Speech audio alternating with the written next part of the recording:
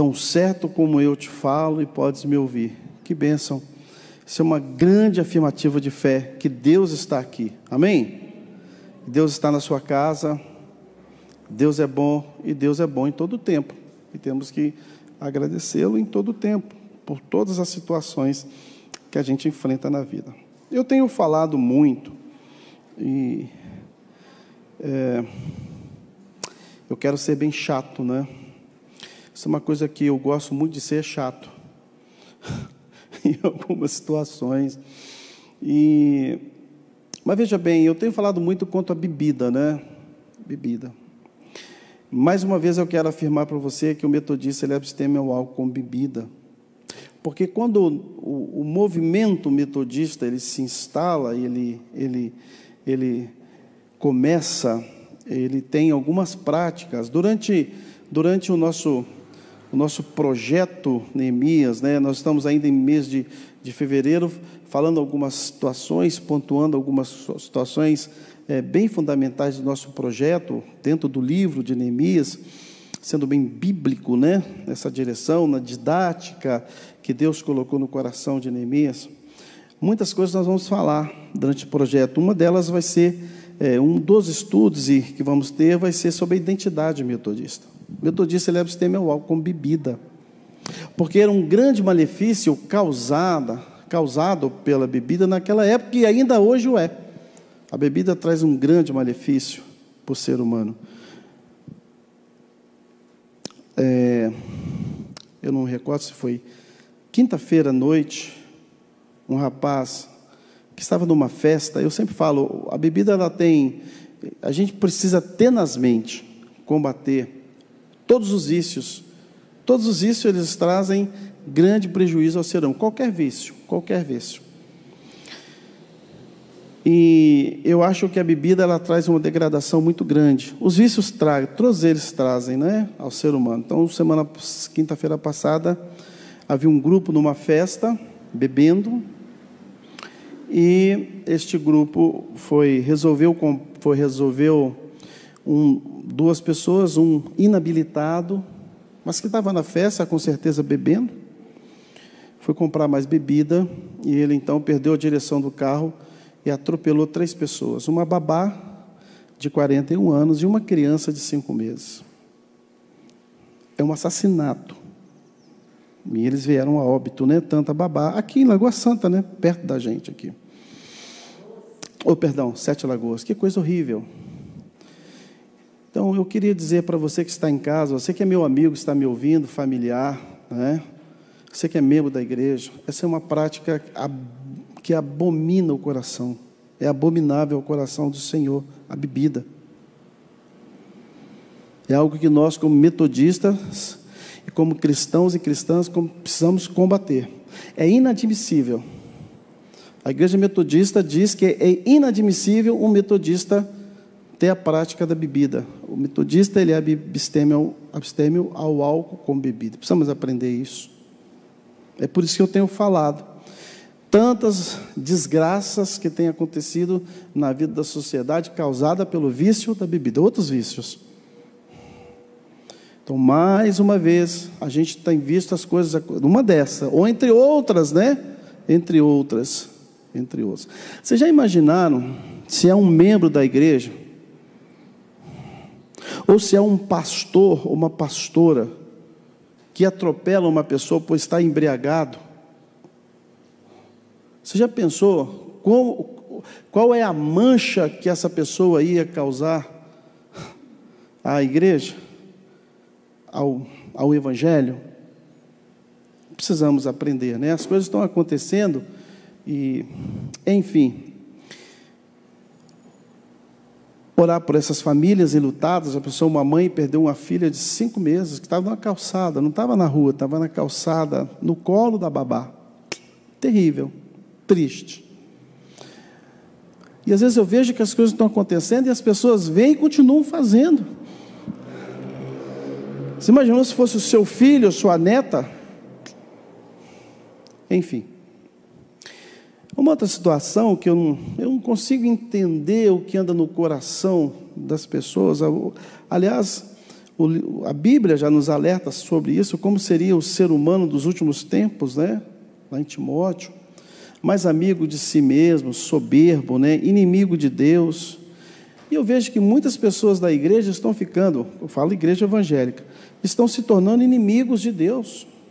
Pessoas estão se tornando inimigas de Deus. Enfim. Mas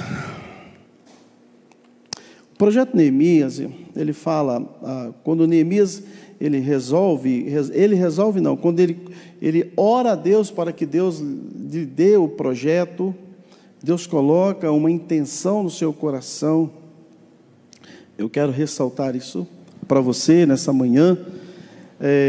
Israel, né? Judá se encontrava num momento caótico, moralmente, estruturalmente e religiosa.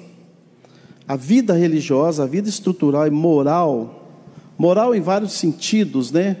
Naquela, levanta a moral do fulano, que estava sem moral no sentido de estar moral baixa, mas a imoralidade também tomava conta daquela cidade, porque eles estavam sofrendo, por falta dos muros, sofrendo muitas influências. Hoje nós sofremos muitas influências. As crianças sofrem influências erradas, né? Eu lembro, há muito tempo atrás, né? Quando eu iniciei o meu ministério, que as mães levavam as suas filhas vestidas de Xuxa na igreja. Coisa mais horrível da vida, né? Suas influências, né? As influências terríveis, nefastas, na vida das nossas crianças, na vida dos nossos adolescentes, na vida da igreja, do ser humano, né? Então, questão de moralidade nessa pandemia, além das pessoas estarem desanimadas, né? A moral, o caráter. Eu fico pensando nessas pessoas que têm dado vacinas, né? Quanta imoralidade, as pessoas dando vacina do vento. Como é que a pessoa tem a capacidade? Temos que orar muito por esse país. Não é? Uma pessoa formada para ajudar a salvar vida, como é que a pessoa tem a coragem de colocar uma seringa no braço de alguém e não vacinar a pessoa? É muita falta de caráter. Nós temos que orar muito por nós, não é? E você tem uma filha que é enfermeira, você tem uma filha que trabalha nessa área, né? Isabela tem um esposo que é enfermeira. Imaginou alguém que é formado para... E a pessoa recebe para isso, e mesmo sendo filmada, com maior falta de caráter, ainda brinca, né? Acabou. Meu Deus do céu. Nós realmente, quando o Senhor me coloca no coração o projeto Neemias, eu vejo a necessidade realmente de uma reestruturação. Alguém acenda as luzes para mim, por gentileza? A gente vê a necessidade da restauração espiritual, moral, não é? Cívica, né? Até cívica do nosso país, da nossa sociedade e da igreja. É triste, a vontade de chorar, né? Você vê. E aí agora, em alguns, fora aqueles que furam fila, né? Fora isso, né? Fora isso. Agora, em algumas cidades, a recomendação é que, a que ponto chegamos, né? Que situação, gente. Agora, a recomendação é que em algumas cidades, as pessoas tenham que, quando são duas enfermeiras, não pode mais ir sozinha a enfermeira, né? O enfermeiro. Vai uma pessoa dar a vacina e a outra vai fiscalizar. Eu já falei com a Angélica, quando chegar o meu dia, porque tem pessoas que eu não tenho problema, com todas as vezes que eu vou tomar uma injeção, eu olho, mas geralmente as pessoas não olham, e as pessoas sem caráter se aproveitam disso, né? Ela não vai me enganar, porque eu vou ver, eu olho. E vocês repararam que as pessoas têm mania de não olhar, né? A Angélica falou, eu nunca olho, eu vou tirar sangue, eu estou olhando o meu sangue sair. A Angélica não olha. Nós estávamos conversando sobre isso ontem. Ela vira e fecha os olhos. E, geralmente a gente faz assim. E a pessoa sem caráter, ela se aproveita disso. Você imaginar que quantas pessoas sem caráter na saúde, que não deveria, né? se formou para ajudar, para salvar a vida. Imagina que ela vai prejudicar aquela pessoa que tomou vacina e... Jesus amado, só o sangue de Jesus de fato. E eu falei para a Angélica, você vai comigo, você vai filmar e vai tirar foto. Vai ficar bem de olho assim, vai filmar, pegar um binóculos e pôr para ver se o líquido está saindo além de eu olhar. Porque a gente não confia mais. A gente não tem mais plena confiança, não é? Enfim, gente, nós temos que orar muito. E aí, a gente imaginar que esse contexto estava presente no contexto da vida de Israel naquela época. Então eu gostaria, são várias estratégias, né, que a gente viu até aqui. Neemias sempre antes de agir, ele ora a Deus. Eu tive o privilégio de orar 12 dias por você, orar justamente na estratégia que Neemias dá, que Deus dá a Neemias de orar 12 dias de uma forma clara a Deus, pedindo a bênção de Deus sobre o projeto. Eu tenho orado pela sua vida, porque a sua família tem um projeto, você tem um projeto. Orar pelos homens da igreja, pelas mulheres da igreja. E agora nós vamos receber 12 mensagens, 12 reflexões bíblicas. Eu quero insistir, eu quero falar o coração da igreja, discipulado, né, para a igreja. É importante que temos que... É um momento, eu vejo reclamações por todos os lugares. Nós passamos um momento difícil diante da pandemia. Querem ver? Os assassinatos aumentaram de uma forma gritante no país. Os homicídios. O feminicídio aumentou de uma forma gritante no país. Muitas pessoas se afastaram da igreja. Eu acredito que nem voltarão.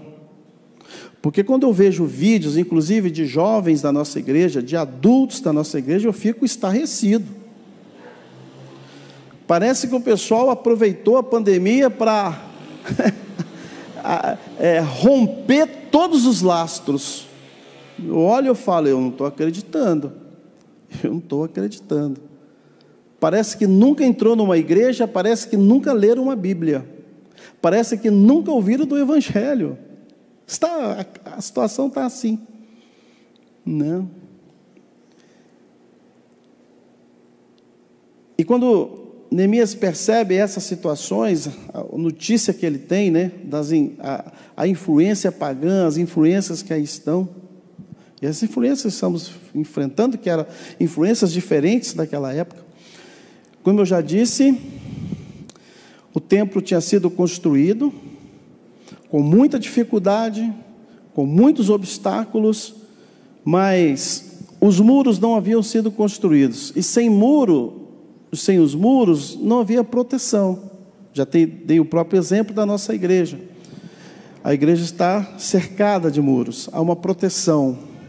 O muros é um sinal de pertença.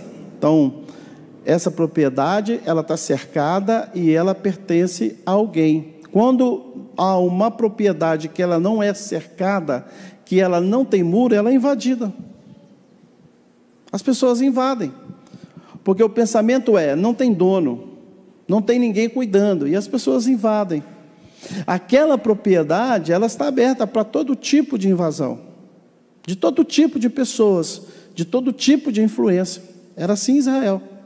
Eles tinham reconstruído o templo, que fora destruído, mas agora precisavam reconstruir o muro, porque estavam sofrendo influências pagãs, influências de todo tipo. Então eles partem para uma outra dinâmica, né? E eu quero várias estratégias Deus dá a Neemias. Abra sua Bíblia, meu querido, minha querida, por gentileza, no livro de Neemias, capítulo 3. Podem ficar assentados e assentadas, por gentileza.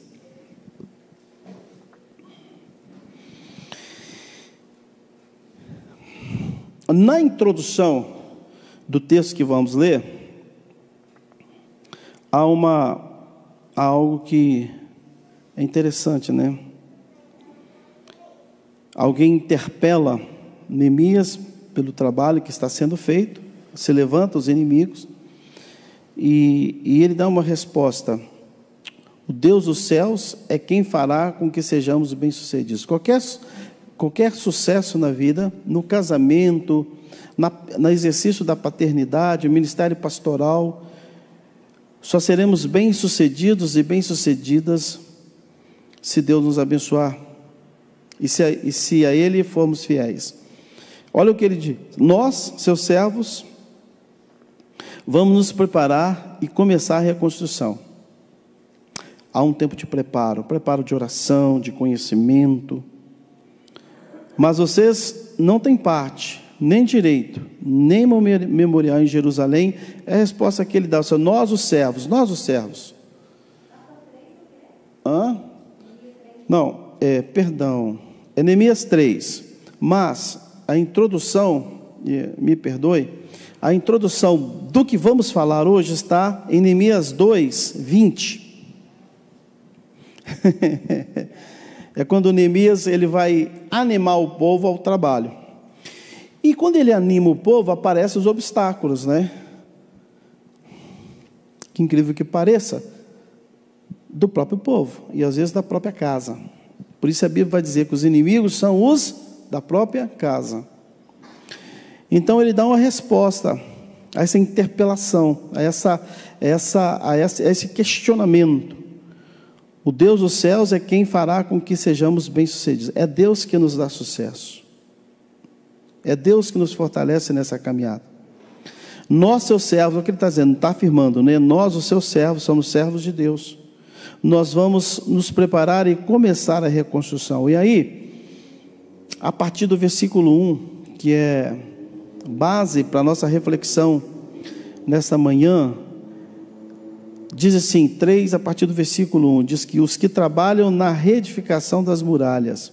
Então o sumo sacerdote Eliasebe se levantou com os seus irmãos, os sacerdotes, reconstruíram o portão das ovelhas. Eles o consagraram, colocaram os portões em seu lugar e continuaram a reconstrução até a torre do Sem e a torre de Ananel. Ao lado deles trabalharam homens de Jericó e ao lado deles Zacur, filho de Enri. E a gente vai até aí. Senhor, nos abençoe na reflexão da Tua palavra e que nos fortaleça na nossa caminhada de reconstrução de vida religiosa, vida moral, vida estrutural. Que esta igreja, os membros, as crianças, jovens, adolescentes, nós sejamos luz onde quer que estejamos. Em nome do Teu Filho amado Jesus Cristo nós oramos. Amém. Vejamos, aqui fala sobre trabalho, sobre oração, fala sobre consagração e fala sobre reconstrução de portões e torres. E vamos trabalhar nessa direção. Por quê? Porque além dos muros, Neemias se dedica à colocação das portas. Não adianta nada a gente ter os muros e aí eu vou depois essa conotação física trazer para a visão espiritual, porque é muito didático isso aqui. Veja bem, ele reconstruiu as portas, ele reconstruiu os muros, mas o muro sem portão, ele não tem nenhuma validade. Se nós construíssemos o muro, puséssemos aqui toda a segurança possível e necessária, e deixássemos aquele portão, aquele lugar lá, onde tem o portão que tem que ser trancado, aberto, íamos perder o serviço. E não adianta só o portão, ele tem que ter tranca. Essa é uma visão espiritual para a nossa vida. Não adianta só o portão, tem que ter tranca, porque um portão sem tranca as pessoas vão entrar da mesma forma. O inimigo vai entrar na nossa casa da mesma forma. Você deixa seu portão aberto, meu filho? Você deixa seu portão destrancado? Portão lá da sua fazenda? Não. Então, não é possível o portão do seu condomínio ficar aberto, escancarado para todo mundo entrar? Não. Ele fecha, mas ele tem tranca. Então, Entendam aqui, reconstruir o templo, excelente, bênção, mas não havia muros.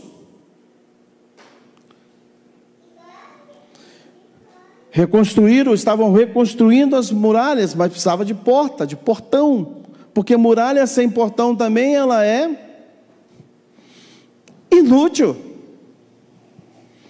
E a gente vê que ele se dedicou à colocação das portas com ferrolhos e trancas. Olha aí, 3:3. Os filhos de Asenaá reconstruíram o portão dos peixes, colocaram as vigas e os portões nos seus lugares, com os seus ferrolhos e as trancas. Trancas, preste atenção, trancas. É evidente e claro, irmão e irmã, que sem portas a cidade seria uma prisão. Não era este o propósito. Os muros e portas nos dão uma ideia de equilíbrio. Equilíbrio. Os moradores de Jerusalém, da cidade, não podiam ficar isolados do resto do mundo, mesmo porque não eram autossuficientes. Não era uma questão de isolamento, mas uma questão de proteção. Quando eu construo portas e coloco portas na minha casa, muros na minha casa, segurança na minha casa, não é uma questão de isolamento, mas uma questão de proteção. Quando eu busco a presença de Deus, quando eu ministro sobre o meu filho, como eu ministro dia e noite sobre a vida da minha esposa, da minha casa, quando eu busco a presença de Deus, não é uma questão de isolamento. Quando eu evito me assentar à roda dos escarnecedores, quando eu ando em bons caminhos, quando eu combato tenazmente os vícios, a injustiça, eu não estou me isolando das pessoas, é uma questão de segurança. Segurança para o meu filho, para a minha filha. E tem muitas pessoas que estão abrindo mão da segurança. Abrir mão de segurança é um declínio muito grande. Não era uma questão de isolamento, muito pelo contrário, né? Porque o isolamento completo e prolongado é conhecido como estado de sítio. E também é uma estratégia do inimigo. Quando a gente lê quando antes da invasão de Babilônia, de outros estados, né, contra Israel, eles sitiavam a cidade, ninguém entrava, ninguém saía. Eles isolavam a cidade. Acabava a água, acabava o alimento, e as pessoas começavam a sofrer, até que eles conseguiam entrar. Não é isso que eu estou falando. Nós não temos que nos isolar do mundo. O que Jesus disse? Eu não peço que os tire do mundo, mas que os livre do mal. Nós precisamos aprender com a palavra de Deus. E é uma estratégia, o inimigo quer nos isolar. Então, nós não podemos nos isolar. Esse é um tempo que as pessoas querem se isolar. E de fato, a gente precisa ter um tempo em casa. Precisamos ter um tempo em casa. Precisamos mesmo nos proteger. Não posso aglomerar. Mas eu não posso me isolar, a não ser que eu esteja infectado. Mas eu posso estar em casa, mas eu posso fazer contato com as pessoas. Eu posso participar do culto online. Eu posso ligar para as pessoas. Eu posso estar em contato com as pessoas, porque quando nós nos isolamos, nos afastamos do corpo de Cristo, a gente sofre, a gente desanima, a gente perece. Então, eu tenho absoluta certeza, irmãos e irmãs, que nós precisamos de muros e portas, e precisamos, de fato, nos assegurar dessas necessidades nas nossas vidas. As defesas, elas são necessárias, mas também precisamos ser acessíveis, e principalmente sermos acessíveis à palavra de Deus. Isso não significa que nós temos que abrir mão da segurança, não. Quando há a reconstrução dos muros, Por isso as pessoas vão questionar e as pessoas vão brigar, armar armadilhas para Neemias, porque elas queriam continuar a ter acesso àquele lugar, àquela cidade. E para que também a palavra de Deus e para que a visão de Deus ela não fosse restaurada na vida daquele povo. Hoje nós enfrentamos coisas iguais. Muita gente não quer ouvir o pastor falar de pecado. Muita gente não quer ouvir falar de pecado, embora saiba que esteja pecando. Muitas pessoas querem continuar na sua vida de pecado, na sua vida de mesquinharia. Muitas pessoas querem continuar a realizar o desejo da carne. Muitas pessoas estão dando vazão aos desejos da carne. Ninguém, ou poucas pessoas, querem passar de fato por uma reconstrução, por um reavivamento espiritual em suas vidas.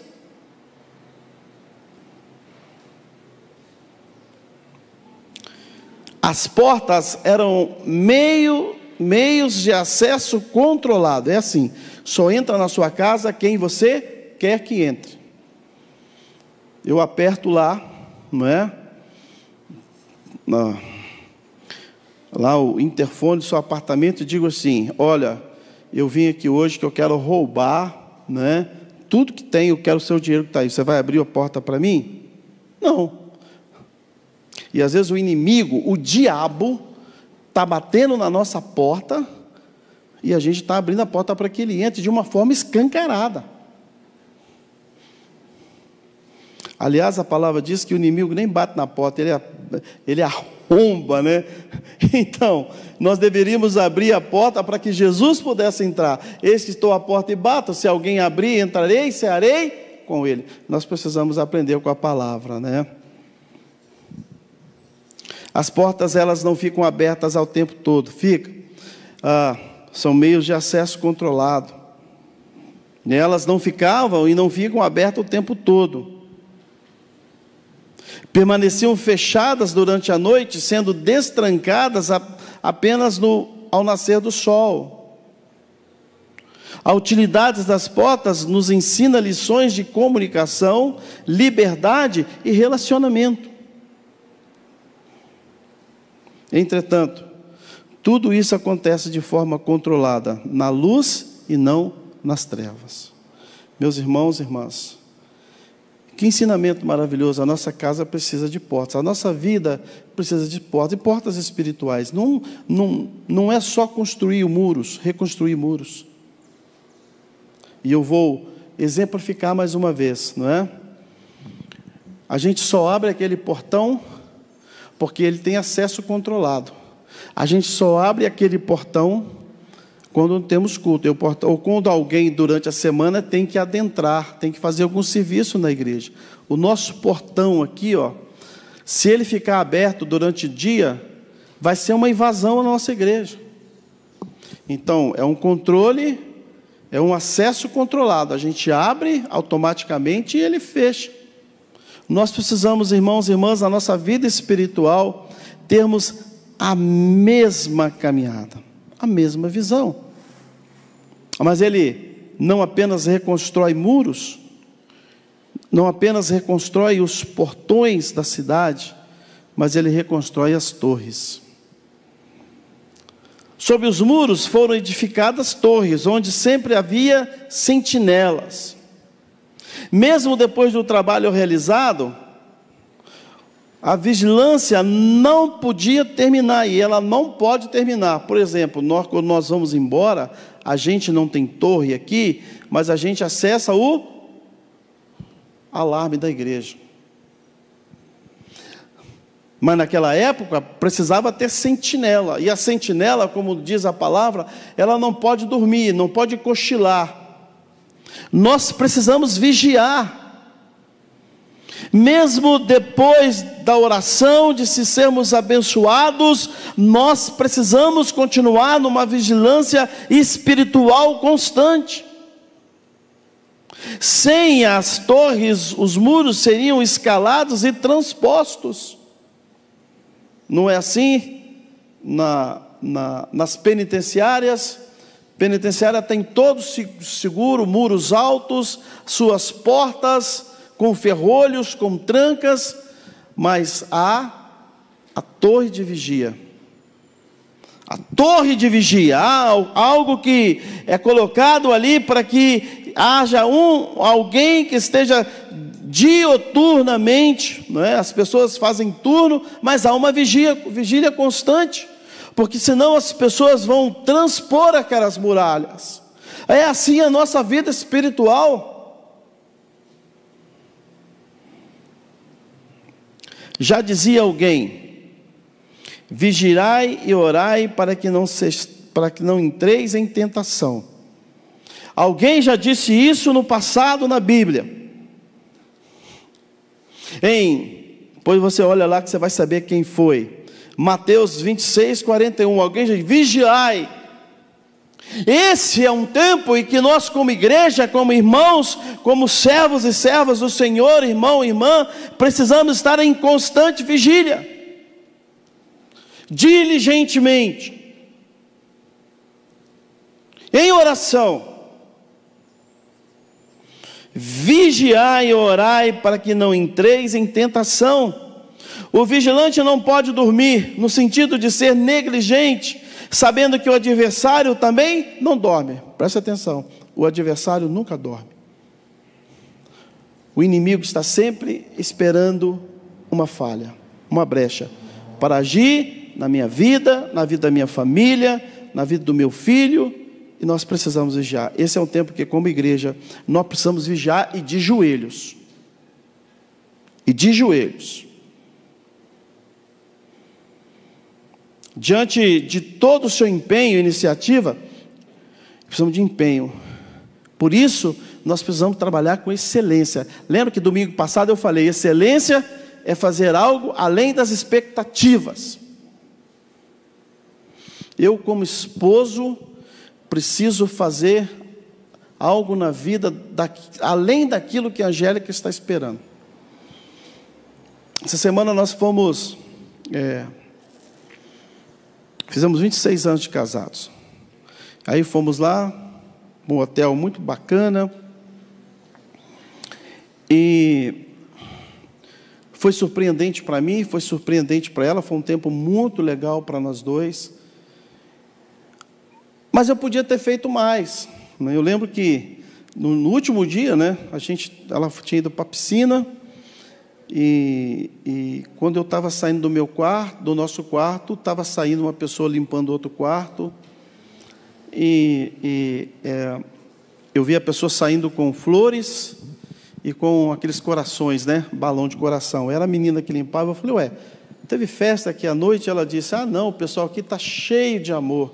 Eu falei: como assim? Não, porque era só pedir na recepção que eles levavam os corações, né?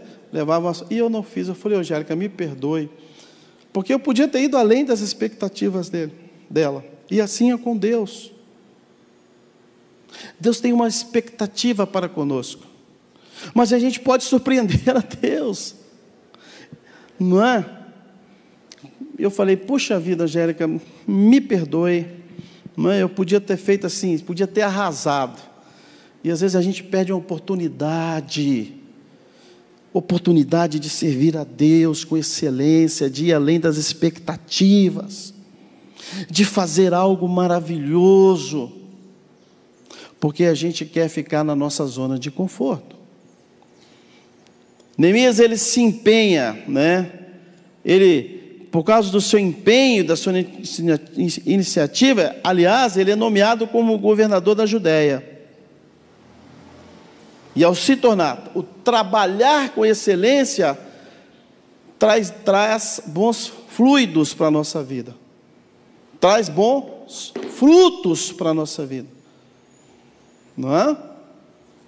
Então, de todo o seu empenho, tudo que foi percebido no seu trabalho com excelência, ele vai ser nomeado governador da Judéia, e ele busca o bem de Israel, seu crescimento pessoal dele e da nação foi alcançado. Com os muros erguidos, estava estabelecido um ambiente de segurança e tranquilidade, onde novos projetos seriam realizados. Quando eu fui para a casa pastoral, quando eu comecei a ir para a casa pastoral, ela era uma das casas mais inseguras da região. Precisamos prover a casa pastoral de segurança. Hoje ela é segura.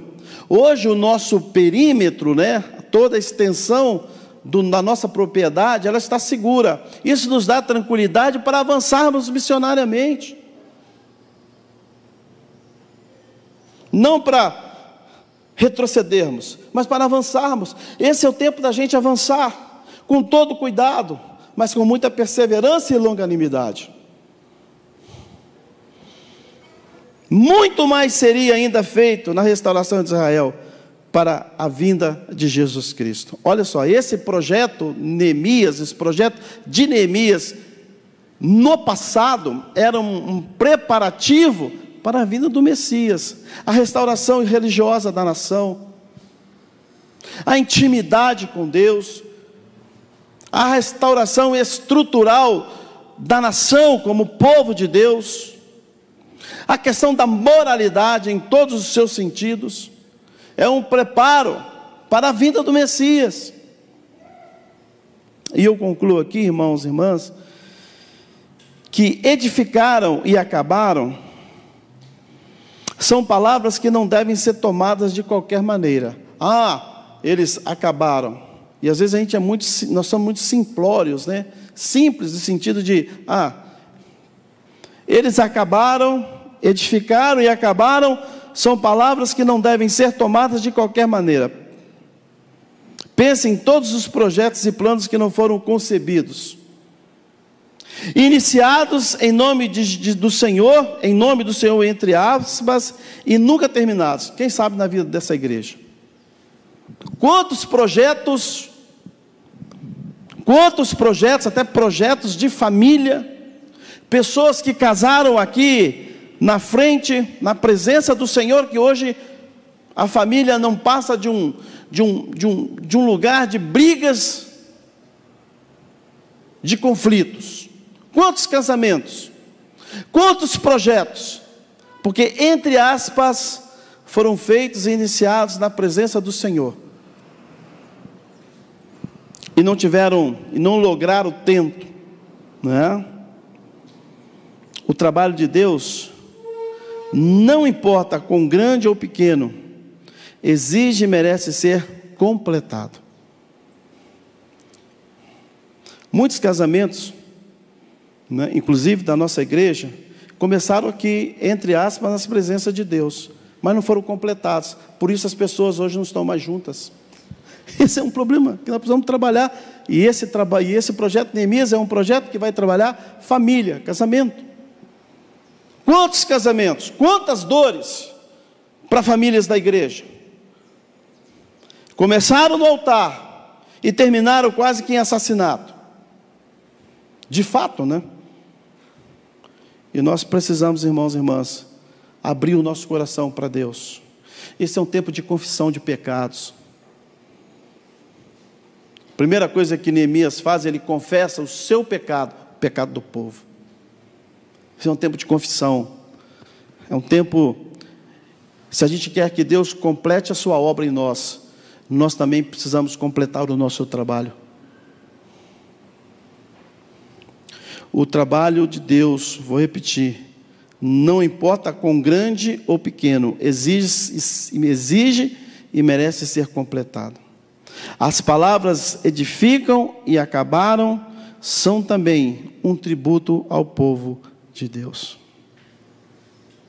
E depois de tudo terminado, terminaram os muros, terminaram as portas, colocaram as trancas, os ferrolhos, colocaram as torres, lá estavam os vigias. Os desafios aumentaram, e os desafios continuaram para a honra e glória do Senhor. Que Deus nos abençoe, que em nossa vida espiritual, além de, na vida da nossa família, no nosso casamento, além de erguermos muros, possamos também colocar portas, mas portas com ferrolhos, portas com trancas, não para isolamento, mas para segurança espiritual.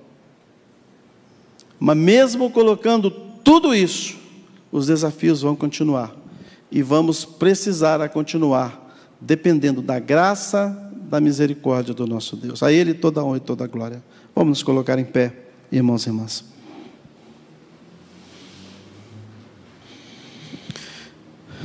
Te louvo, ó Pai, pela Tua palavra nesta manhã. Te louvo pelo Teu amor, pela Tua graça, por algo tão profundo que o Senhor tem colocado em nossas vidas. Continuemos a crescer, a Te servir, a Te adorar, a sermos gratos a Ti, dizer: Pai, nós precisamos da Tua graça, e nós precisamos da Tua graça. Nos fortaleça como povo de Deus, como Israel, chamado, separado, ungido, para testemunhar às nações a Tua graça, a Tua salvação. Caminhemos com justiça, com fidelidade. É para a Tua honra e para a Tua glória que nós oramos nessa manhã, em nome do Teu Filho amado Jesus Cristo. Amém. Ao sair deste santo lugar, onde ouvi a palavra de Deus, onde vim adorá-lo em paz, e o céu pôde ouvir